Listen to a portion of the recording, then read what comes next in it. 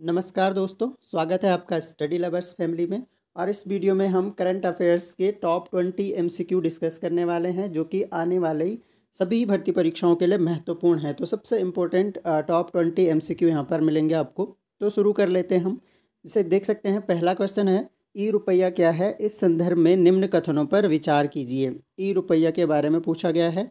ई रुपया क्या है? ई रुपया एक डिजिटल करेंसी है जिसे आरबीआई ने जारी किया है। तो डिजिटल करेंसी हो गई ई रुपया, और पिछले साल जो है बहुत चर्चा का विषय रहा था ई रुपया।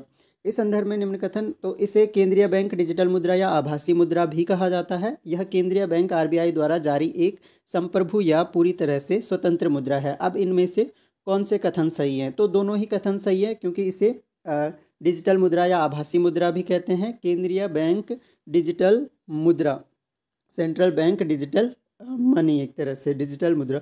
यह केंद्रीय बैंक द्वारा जारी एक संप्रभु और पूरी तरह से स्वतंत्र मुद्रा है। तो दोनों के दोनों कथन सही है। आंसर हो जाएगा ऑप्शन नंबर डी। अगला है, सूची 1 को सूची 2 से सुमेलित कीजिए और नीचे दिए गए कूट की सहायता से सही उत्तर का चयन कीजिए। तो ऑप्शन देख सकते हैं, इधर एक साइड में नोटिस दिए गए हैं। ये इंटरपोल के नोटिस हैं। इंटरपोल जो कि अंतर्राष्ट्रीय संस्था है, क्राइम रोकने के लिए कार्य करती है। और इधर जो है आपको संबंधित विषय दिए गए हैं कि किस विषय से संबंधित कौन सा नोटिस है। तो यहाँ पर देख सकते हैं, जैसे सबसे पहला है ऑरेंज नोटिस। तो ऑरेंज नोटिस जो है, ये किसी व्यक्ति को सूचना देने के लिए दिया जाता है कि आशंकित एक तरह से खतरा है तुम्हें, तो उसके लिए ऑरेंज नोटिस जारी किया जाता है। एक तरह की वार्निंग हो गई, लेकिन वो उस व्यक्ति के लिए वार्निंग है जो खतरे में आने वाला है या जिस पर कोई क्राइम हो सकता है। तो आशंकित खतरे के लिए ऑरेंज नोटिस जारी करता है। दूसरा है ग्रीन नोटिस। ग्रीन नोटिस जो है, ग्रीन नोटिस चेतावनी और इंटेलिजेंस के लिए होता है। और ग्रीन नोटिस चेतावनी एक तरह से उस व्यक्ति को जो एक तरह से क्या होता है, क्राइम कर रहा होता है, तो जो क्राइम में फंस रहा होता है या क्रिमिनल होता है, तो उसके लिए चेतावनी और इंटेलिजेंस एक तरह से ग्रीन नोटिस के द्वारा। और सी जो है रेड नोटिस। रेड नोटिस जो है वो एक तरह से वारंट है वांछित व्यक्ति को, यानी जो क्रिमिनल व्यक्ति है या जिसके खिलाफ वारंट जारी हो चुका है, उस व्यक्ति को पकड़ने के लिए वांछित व्यक्ति को ढूंढना, एक तरह से पकड़ने के लिए रेड नोटिस एक तरह से वारंट समझ सकते हैं। और ब्लू नोटिस जो है, ब्लू नोटिस जो हो, एक ही बच गया, अतिरिक्त सूचना की मांग, यानी उस क्रिमिनल से संबंधित या उस क्राइम से संबंधित अतिरिक्त सूचना के लिए ब्लू नोटिस दिया जाता है। तो ये हो गया ऑरेंज नोटिस का संबंध हो गया। तो सही आंसर इसमें हो गया, ऑरेंज नोटिस का हो गया आशंकित खतरा एक तरह से, और ग्रीन नोटिस का हो गया चेतावनी और इंटेलिजेंस, यानी 3, 4। और रेड नोटिस मैंने बताया वारंट है सीधे, यानी वांछित व्यक्ति 2 और 1, 3, 4, 2 और 1। तो लास्ट वाला ऑप्शन जो है सही हो जाएगा। अगला प्रश्न देखते हैं, प्रधानमंत्री टीबी मुक्त भारत अभियान के तहत किस वर्ष तक टीबी क्षय तपेदिक उन्मूलन लक्ष्य तय किया गया है? तो किस वर्ष तक भारत जो है टीबी मुक्त हो जाएगा? ये लक्ष्य जो है, कौन सा अभियान है? प्रधानमंत्री टीबी मुक्त भारत अभियान के तहत। तो सही आंसर इस क्वेश्चन का है ऑप्शन नंबर ए, 2025 तक जो है लक्ष्य रखा गया है कि भारत को जो है टीबी या क्षय तपेदिक उन्मूलन कर दिया जाएगा। अगला प्रश्न है, देख सकते हैं, कोलकली लोक कला के संदर्भ में निम्नलिखित कथनों पर विचार कीजिए। यह केरल उत्तरी मालाबार क्षेत्र में प्रचलित एक लोक कला है। गेहूं की फसल की कटाई के मौसम में इस कला का प्रदर्शन किया जाता है। तमिलनाडु में इसे कोलाटम और आंध्र प्रदेश में कोलामू के रूप में जाना जाता है। तो इस क्वेश्चन का जो सही आंसर है वो केवल ऑप्शन नंबर बी है, यानी गेहूं की फसल की कटाई के मौसम में इस कला का प्रदर्शन किया जाता है। तो कोलकली लोक कला के संदर्भ में ये ध्यान रख सकते हैं कि जब गेहूं की फसल की कटाई होती है तो उस दौरान इसका प्रदर्शन किया जाता है। अगला प्रश्न देखते हैं, पूर्व प्रधान न्यायाधीश के.जी. बालाकृष्णन की अध्यक्षता में गठित 3 सदस्यीय आयोग किस विषय पर अध्ययन करेगा? तो पूर्व प्रधान न्यायाधीश जो है, यानी के.जी. बालकृष्णन की अध्यक्षता में एक 3 सदस्यीय आयोग गठित हुआ है। तो इनमें से किस विषय पर वह अध्ययन करेगा? मतांतरित दलितों को एससी का दर्जा देने पर, सामान्य वर्ग के आर्थिक रूप से कमजोर, या फिर जम्मू कश्मीर में अनुसूचित जनजाति के आरक्षण पर, या झारखंड के कुड़मी संगठनों की आरक्षण मांग पर। तो इस क्वेश्चन का जो सही आंसर है वो है मतांतरित दलितों को एससी का दर्जा देने पर काम करेगा केजी बालाकृष्णन की अध्यक्षता में जो आयोग गठित हुआ है। अगला प्रश्न है, कर्च जल संधि किन दो सागरों को आपस में जोड़ती है? तो कर्च जल संधि आपको पता होगा अजोब सागर और काला सागर को आपस में जोड़ती है कर्च जल संधि। रूस यूक्रेन वॉर हुआ था तो इस वजह से चर्चा में रहा। अगला प्रश्न है, भारत के महान्यायवादी एजीआई यानी अटॉर्नी जनरल ऑफ इंडिया के संदर्भ में निम्नलिखित कथनों पर विचार कीजिए। इसकी नियुक्ति भारत के मुख्य न्यायाधीश द्वारा की जाती है। इसे भारत के राज्य क्षेत्र में स्थित सभी न्यायालयों में सुनवाई का अधिकार है। भारतीय संविधान के अनुच्छेद 67 के तहत इस पद का प्रावधान किया गया है। इस क्वेश्चन का जो सही आंसर है वो है ऑप्शन नंबर केवल ए, ऑप्शन यानी केवल 2। इसे भारत के राज्य क्षेत्र में स्थित सभी न्यायालयों में सुनवाई का अधिकार है, ये सही बात है। इसकी नियुक्ति जो है न्यायाधीश नहीं करता है बल्कि हमारा प्रेसिडेंट करता है। और 67 नहीं है आर्टिकल बल्कि 76 के तहत इसका प्रावधान है। तो ध्यान में रख सकते हैं तीन चीज़ें, यानी एक तरह से अटॉर्नी जनरल इंडिया को प्रेसिडेंट अपॉइंट करता है और दूसरी बात जो है ये 76 के अंडर है और इसे भारत के राज्य क्षेत्र के अंदर कोई भी न्यायालय है वहाँ सुनवाई करने का अधिकार प्राप्त है। तो आंसर हो गया ऑप्शन नंबर ए। अगला प्रश्न देखते हैं।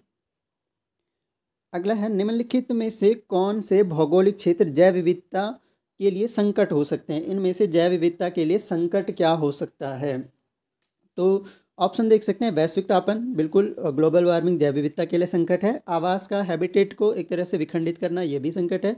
विदेशी जाति का आक्रमण, विदेशी जाति का संक्रमण, ये भी एक तरह से संकट हो सकता है। और शाकाहार को प्रोत्साहन देना जो है यह संकट नहीं हो सकता है जैव विविधता के लिए। तो यानी कूटों को देख सकते हैं, केवल 1, 2 और 3, ऑप्शन नंबर ए हो जाएगा सही उत्तर। अगला प्रश्न है, सितवासल गुफा मंदिर के संदर्भ में निम्न कथनों पर विचार कीजिए।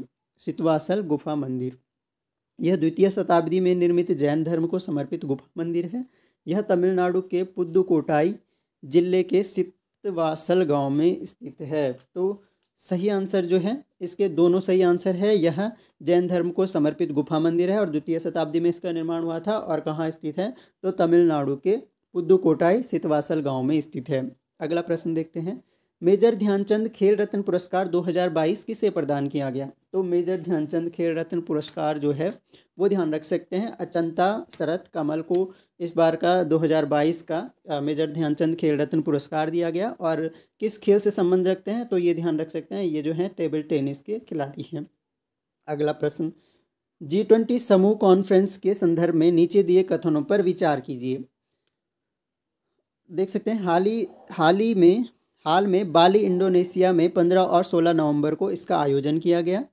तुर्की, रूस एवं जर्मनी इस समूह में शामिल नहीं है। उपयुक्त कथनों में से कौन से असत्य हैं? असत्य देखने हैं कि इनमें से कौन से असत्य हैं। तो हमें पता है कि 2022 का इंडोनेशिया में ही आयोजित किया गया था, तो ये सही है। और तुर्की, रूस, जर्मनी जो हैं G20 के मेंबर्स हैं। अगर आपको पूछें कि क्या भारत G20 का मेंबर है तो बताइए कमेंट बॉक्स में, भारत G20 का मेंबर है या नहीं। इस क्वेश्चन का सही आंसर हो जाएगा, दोनों ही कथन सही हैं। अगला प्रश्न, सर्वाधिक जैव विविधता कहाँ पाई जाती है? तो सर्वाधिक जैव विविधता जो है ये उष्णकटिबंधीय वर्षा वनों में पाई जाती है। अगला प्रश्न देख सकते हैं यहाँ पर, ट्रैकोमा रोग से संबंधित निम्न कथनों पर विचार कीजिए।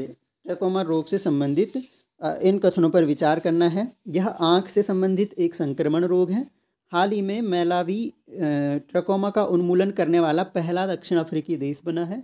ये रोग क्लेमाइडिया ट्रैकोमाइरिस नामक जीवाणु की वजह से होता है। ऑप्शन देख सकते हैं, कूट इनमें से चुनने हैं, केवल 2 और 3 सही हैं, केवल 1 और 3 इनमें से कोई नहीं, या उपयुक्त सभी सही हैं। तो इसका जो सही आंसर है, एक तरह से जो ट्रैकोमा रोग होता है आँख से संबंधित संक्रमण है, सही बात है। और मलावी जो है, मलावी एक कंट्री है अफ्रीकी और इसको ट्रैकोमा उन्मूलन करने वाला पहला दक्षिण अफ्रीकी देश बना है। ये रोग क्लेमाइडिया ट्रैकोमाइरिस नामक जीवाणु की वजह से ही होता है, यानी इनमें से कोई नहीं। सारे के सारे सत्य हैं, असत्य इनमें से कोई भी नहीं है। अगला प्रश्न देखते हैं, हाल ही में चर्चा में रही वार्नेज वारस्टर प्रणाली का संबंध है।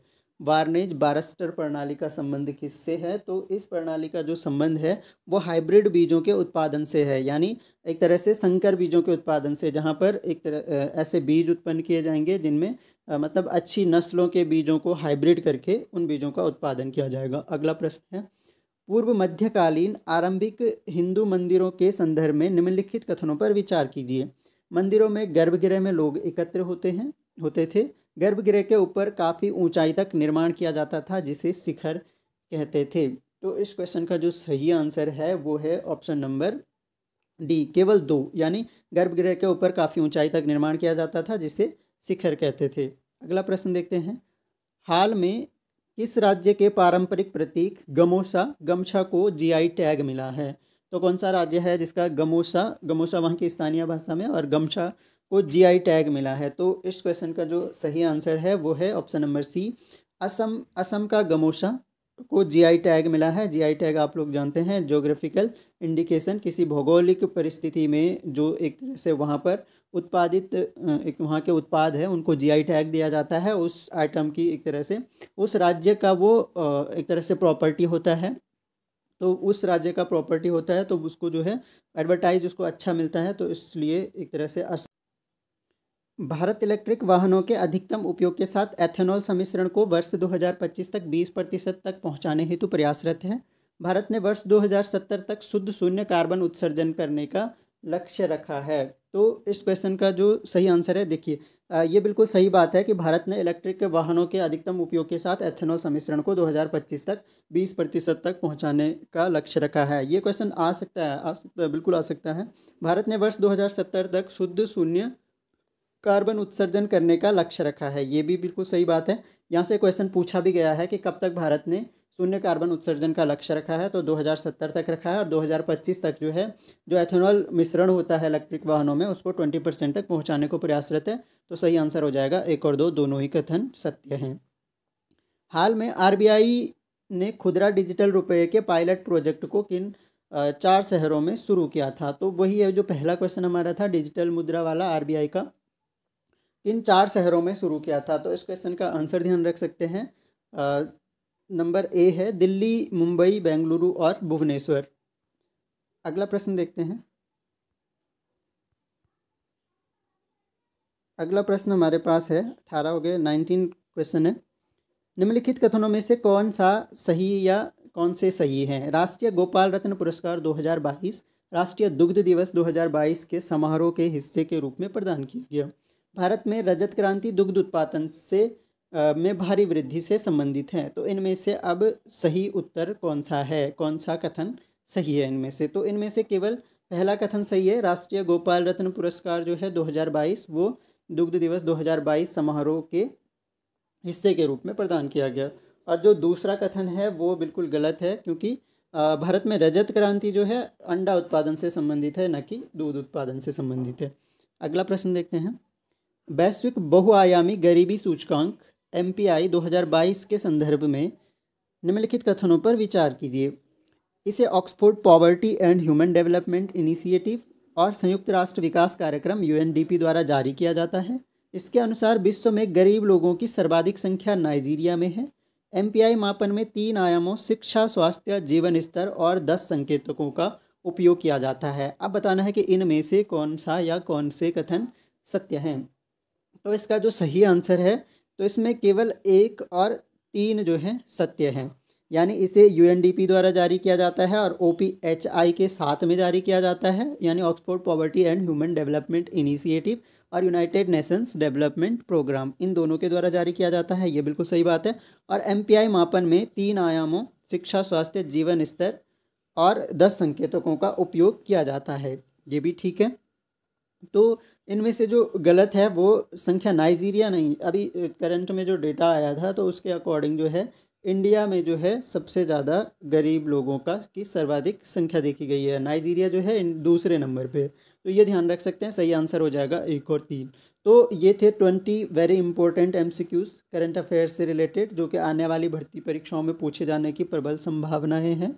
तो आपको हमारा ये प्रयास कैसा लगा आप कमेंट बॉक्स में ज़रूर बताएं, और इसके अलावा आपके कोई सुझाव हो किसी भी सब्जेक्ट से लेकर, तो वो आप अपनी राय कमेंट बॉक्स में रख सकते हैं। तो आई होप आपको लेक्चर पसंद आया होगा, और पसंद आया तो लाइक ज़रूर करें, अपने दोस्तों से शेयर करें, और अगर आपने अभी तक हमारा चैनल सब्सक्राइब नहीं किया है तो ज़रूर सब्सक्राइब करें। आगे आपको आने वाले बहुत अच्छे वीडियोस मिलने वाले हैं। तो thanks a lot for listening. मिलेंगे नेक्स्ट लेक्चर में, तब तक के लिए जय हिंद।